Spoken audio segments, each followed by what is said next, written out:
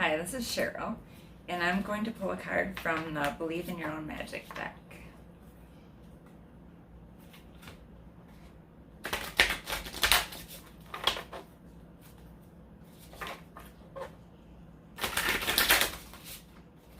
Okay, 2 cards came.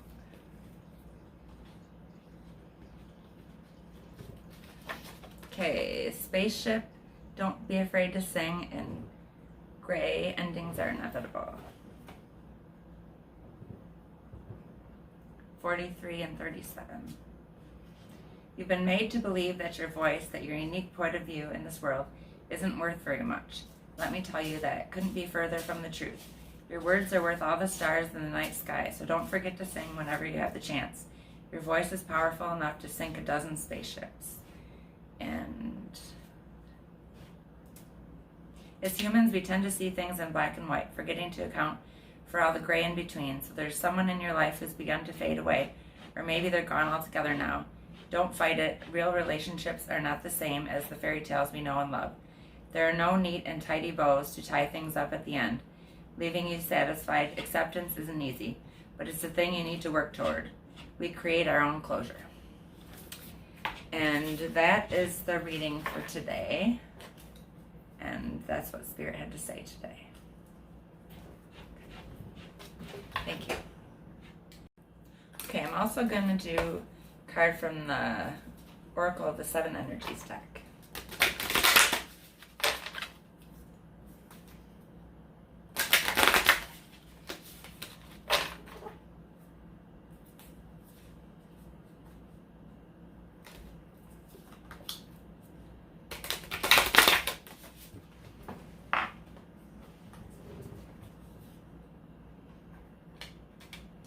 Okay, we got exposed and revealed, healing the heart, and great and full.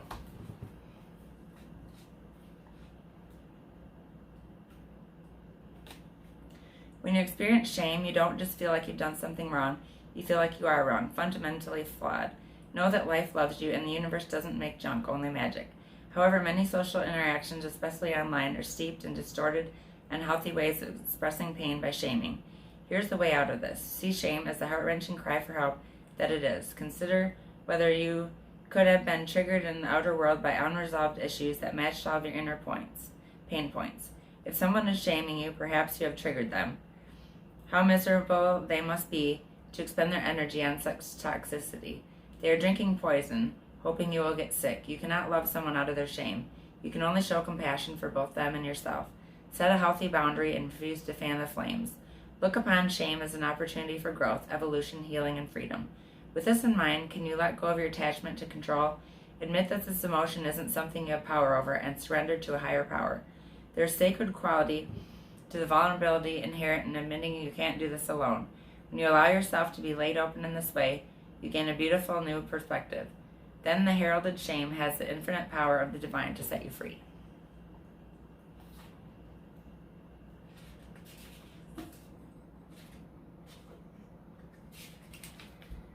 When you are wounded emotionally, you need time to regroup and find your center. You may have recently endured a breakup or a betrayal, lost someone close to you, or lost an affiliation that you gave too much power to.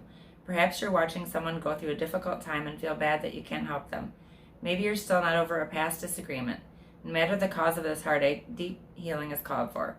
This happens on its own timeline and can never be rushed. The path to healing the heart centers on reciprocity, the flow of giving and receiving. Sometimes wounding occurs because we become too dependent on another, and this is accompanied by the desire to manipulate or control an outcome. Both wounding and healing usually begin within, not from the outer conditions of our lives. We often believe that we can be wounded only by others, but we do more damage to ourselves in the self-sabotaging way we think and behave. It is important to take steps to heal yourself and become willing to release the pain of the past, which can be tempting to revisit. It's time to take responsibility for your part in this healing journey. Look for ways you can help yourself and others. Are you willing to make amends if needed, or conversely accept someone where they are without trying to influence their growth process? Healing the heart in all aspects is your priority now. Nothing else matters. Only beauty and goodness will come as a result. And 4, great and full. Before you can begin to understand the process of manifesting your desires, You need to practice deep gratitude and the willingness to share that with others. This is the true nature of prosperity. It's not about the things you accumulate at all. It's about how you feel. You're invited to surrender to an important truth. There's always enough for you. There is enough time to do things you need and desire to do, enough opportunities to express your talents and to connect with your purpose, and enough magic circulating through the invisible world into the visible. Begin your day immersed in gratitude for everything you have and everything you can't yet see. The manifest, which begins with every breath you take, know that you are enough and all your needs are being fulfilled, even if you doubt this in some moments. No one's success can make you feel small, and comparing yourself to others never works. Your life is brimming with unique potential. Focus on that. When you hold this feeling of gratitude, it acts as a magical open sesame to the floodgates of abundance. Couple that with playful sense of detachment, and you'll find that miracles have an uncanny way of showing up in your life. Your intentions burst forth into reality with little effort on your part. There is hope brimming with potentiality. It is okay that you don't always trust this. You are not alone in holding the candle high for transformation. Right now, contemplate how being in the energy of enough makes you feel. Eventually, you will have no attachment to what you do or do not manifest in the material world, what you do not have. Then, like magic, you have more than enough. What a fascinating universe we live in. And that is the reading for today. Thank you.